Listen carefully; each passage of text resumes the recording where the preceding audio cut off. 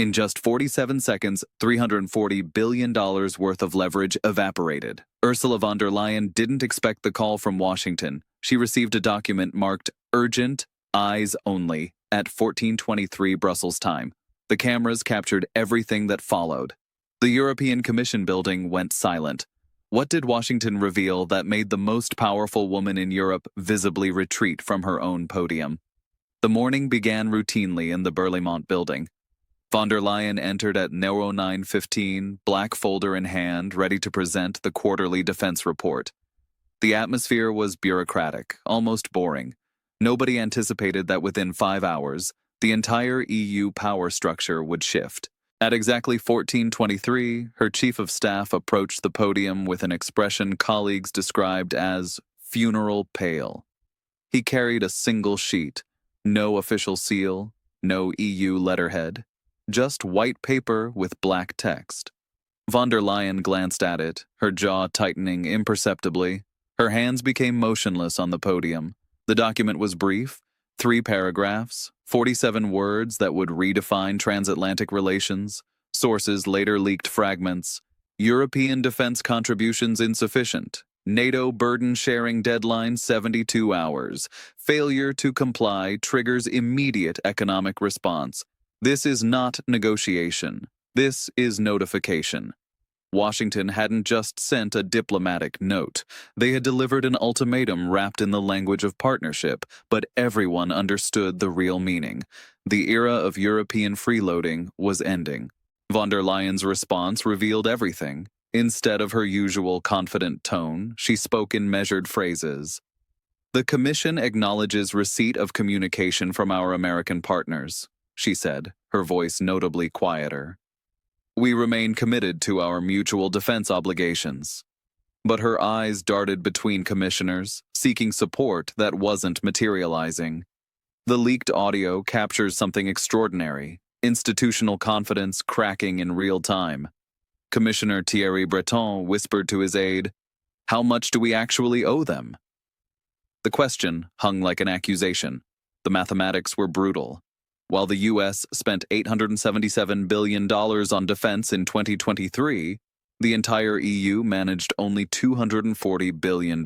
For years, this disparity had been politely ignored. Washington had subsidized European security, while European taxpayers enjoyed lower defense budgets and higher social spending. The arrangement worked until Trump returned with a different philosophy about friendship. Von der Leyen knew the numbers. Every commissioner knew them. For decades, European leaders had promised to reach NATO's 2% GDP target. For decades, most had fallen short. Germany lingered at 1.5%.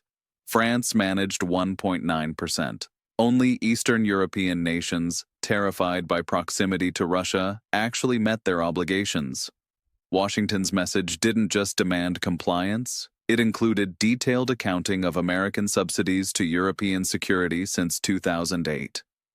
The total, $340 billion in defense expenditure that should have been European responsibility.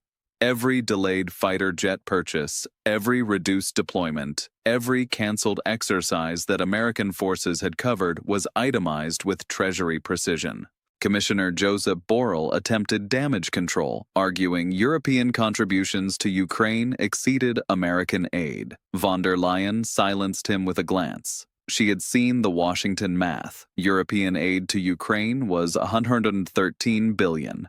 American military aid alone exceeded $120 billion, excluding intelligence, logistics, and training support. The room's atmosphere shifted when von der Leyen acknowledged the elephant European politicians had spent years ignoring. "Our American colleagues," she said, each word chosen carefully, "have legitimate concerns about burden sharing." The phrase was diplomatic code for, "We're completely screwed." The 72-hour deadline wasn't arbitrary. Washington had timed it perfectly. The Commission was scheduled to vote on the 2025-2027 budget framework in exactly 3 days. Every commissioner understood the threat: increase defense spending dramatically or watch American economic retaliation destroy European recovery. Von der Leyen's political instincts kicked in. She couldn't publicly surrender to American pressure, but she couldn't ignore European dependence either. The Commission will review our strategic priorities, she announced, to ensure alignment with contemporary security challenges. Bureaucratic language, but everyone understood. Europe was about to militarize its budget. The leaked discussions reveal panic spreading through European capitals. Chancellor Scholz called von der Leyen directly, demanding clarification. "How serious is Washington?" he asked. Her response was captured. "Deadly serious. They have the numbers, leverage, and a president who doesn't care about diplomatic niceties." French President Macron's reaction was more dramatic. According to Élysée sources, he threw his pen when briefed on the ultimatum. "Strategic autonomy is impossible when we're strategically dependent," he shouted. The irony wasn't lost. Europe's loudest advocate for independence was also Europe's most reluctant defense spender. The financial markets reacted instantly. Defense contractor stocks in Europe surged 15% within hours. Rheinmetall, BAE Systems, and Leonardo saw billions added to their market capitalizations as investors bet on a European military spending boom. The euro, however, trembled against the dollar as currency traders calculated the fiscal impact. Von der Leyen found herself in an impossible position. European taxpayers had grown accustomed to American security guarantees that allowed generous social programs instead of serious militaries. Asking German or Italian voters to sacrifice healthcare funding for fighter jets was political suicide. But ignoring Washington's ultimatum meant economic retaliation that could trigger recession. The Commission president's body language told the story. Her typically perfect posture sagged slightly. Her hands remained clasped behind her back. When asked about the American communication, she responded with 4 seconds of silence that felt eternal. "The United States remains our most valued partner," she finally said. "And partnerships require mutual understanding of responsibilities." The phrase meant, "We surrender," without saying, "We surrender." The leaked Washington document contained more than financial demands. It included specific military requirements that revealed how thoroughly American intelligence had penetrated European defense planning. The U.S. knew which European capabilities were fictional, which commitments were empty promises, and which allies were genuine freeloaders. The ultimatum demanded immediate increases in ammunition production, realistic troop readiness, and genuine military exercises. Most damaging was Washington's requirement for transparent defense accounting that would expose exactly how little European governments spent on functional military capabilities. Von der Leyen's closest advisors recognized this moment represented more than a budget dispute. It was the end of the post-Cold War arrangement that had allowed Europe to prosper under American protection while criticizing American power. The continent that had lectured Washington about multilateralism was being forced to acknowledge complete dependence on American unilateralism. The Commission president's final statement revealed her understanding of the new reality. "Europe must take responsibility for European security," she declared, her voice steadier but lacking usual confidence. "We will present comprehensive defense proposals within the constitutional time frame." Translation: "We will do whatever Washington demands within 72 hours. The European Parliament's reaction was swift. Left-wing MPs denounced American economic blackmail while demanding continued social spending. Right-wing populists celebrated the exposure of European hypocrisy while calling for NATO withdrawal. Centrist parties began quietly calculating the domestic political cost of massive defense increases. Von der Leyen left the chamber at 17:45, her usual entourage notably absent. She walked alone through corridors that had once symbolized European power.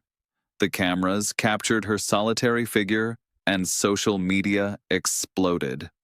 Von der Leyen trended across Europe as citizens debated whether their leaders had been humiliated or finally forced to face reality. The 72-hour countdown became European television's obsession. News channels displayed digital clocks marking time until Washington's deadline. Political talk shows featured heated debates between sovereignty advocates and alliance realists.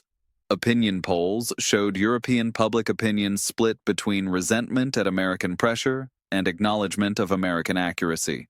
Von der Leyen spent the following morning with ECB President Christine Lagarde, calculating the fiscal impact of sudden defense spending increases. The mathematics were sobering. Meeting NATO's 2% target immediately would require cutting social programs or increasing taxes at levels that could trigger political upheaval. The Commission president faced a choice that defined her legacy: resist American pressure and trigger economic retaliation, or surrender European fiscal sovereignty to American security demands. Either path led to political humiliation, but only one preserved European prosperity. Her decision, announced exactly 71 hours after receiving Washington's message, revealed everything about contemporary geopolitics. The Commission proposes emergency defense budget reallocations, she declared, to meet our alliance obligations and ensure European security. The carefully neutral language couldn't disguise the truth. America had spoken, and Europe had listened. The broader implications extended beyond budget numbers. Washington's ultimatum exposed the fundamental fiction underlying European independence rhetoric. For all the talk of strategic autonomy, Europe remained dependent on American power for basic security. When Washington demanded payment, Europe discovered it had no choice but to pay. Von der Leyen's survival required packaging surrender as statesmanship, dependency as partnership. Her final statement demonstrated masterful diplomatic doublespeak. Transatlantic solidarity requires shared sacrifice, and Europe is prepared to assume its full responsibilities within our historic alliance. The message from Washington achieved its objective. European defense spending would increase dramatically, American taxpayers would see reduced security subsidies, and the fiction of European strategic independence would be exposed. Von der Leyen, backed into a corner by superior American leverage, had no choice but to present capitulation as cooperation. The European dream of power without responsibility had ended. In its place emerged a harsher reality where friendship required payment, security demanded sacrifice, and independence was only possible for those strong enough to defend it. Von der Leyen learned what countless leaders before her had discovered. When Washington speaks with clarity, the only rational response is to listen and comply quickly. The cameras captured her final exit from that historic session, walking alone through the corridors of European power, carrying the weight of a continent's diminished dreams and America's successful ultimatum.